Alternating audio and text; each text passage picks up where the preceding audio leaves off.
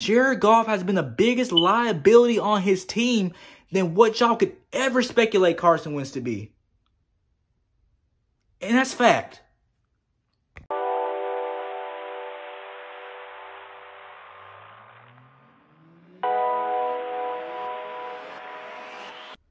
Hey, what's up, Eagles Nation? It's your guy, Cool Eagle, back here with another video. Just want to come talk to you guys right quick because there appears to be a lot of ridiculousness coming out of Eagles camp, being perpetuated by the mainstream media. That just because Jared Goff got traded, now all of a sudden speculation is increasing and it's a determinant that Carson Wentz could be next. And I just couldn't tell you that the media couldn't be more wrong, and the Eagles fan base who are spewing this nonsense couldn't be more ridiculous, okay? Just because, like, it's two different situations. Who has been the biggest liability on their team in these past 3 years? Carson Wentz or Jared Goff? I'll give you some time to answer that. And if you answer Jared Goff, you are absolutely correct. Like, let's look at the totality of it all, right? The Rams are a Super Bowl contending team, whether we like them or not. They have everything you need to get to a Super Bowl. They have a defense that can get after the quarterback. They can stop pretty much the pass and the run. They have a run game that can wear you down. Top 5 every year, really. Todd Gurley, even when he got hurt that year, he still had over 1,100 yards, 1,500 all-purpose yards, and then his backup ran the Dallas Cowboys in the dirt in the divisional.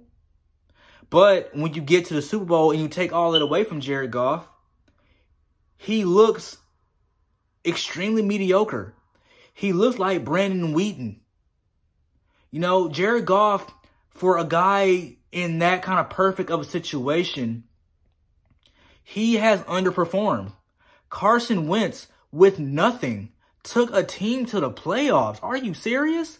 And even when he did not finish the season, he was still a top 5 quarterback in a lot of statistical categories. Touchdown percentage, interception percentage, touchdown interception ratio, quarterback rating, QBR, top 10 in that. Dude, a top 100 player. Determined by his peers and his coaches, not by the media, not by ESPN and Stephen A. Smith. I'm talking about his peers and his coaches put him in the NFL top 100, despite not finishing the season. MVP, if he would have never got hurt, and instrumental in his team getting to the Super Bowl. What? And people talk about wins. I'm like, dude, wins are not a QB stat, but if you want to go there, we can. Because 2018, you know, when he had a 5-6 QB record, are we going to talk about the games where the defense completely collapsed? Come on, Dallas in the last game of the year. Well, I mean, Dallas in Wentz's last game before he went out that back injury. Are we going to talk about the 26th ranked secondary? Are we going to talk about 2 17-plus point leads to Carolina and Tennessee? And the defense collapsed, and then, are we just going to just forget about that? I don't understand.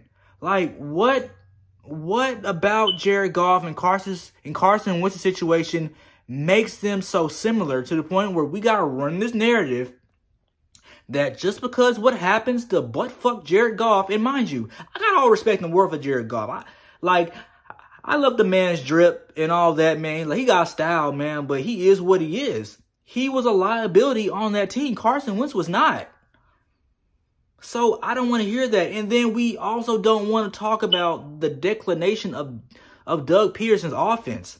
Yes, Carson Wentz took those same guys to the playoffs last year and did incredibly well the first 12 games of 2019. 20 touchdowns, 7 interceptions. Last 4 games of the year, 7 touchdowns, 0 interceptions. 70 QBR. That's what Carson Wentz did. But that kind of one-trick pony shit doesn't work every year.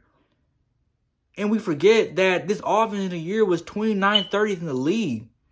Jared Goff had everything working for him and didn't get not one Super Bowl out of that. You put Carson Wentz in an offense like that. Oh, matter of fact, we've already seen that in 2017. Go figure.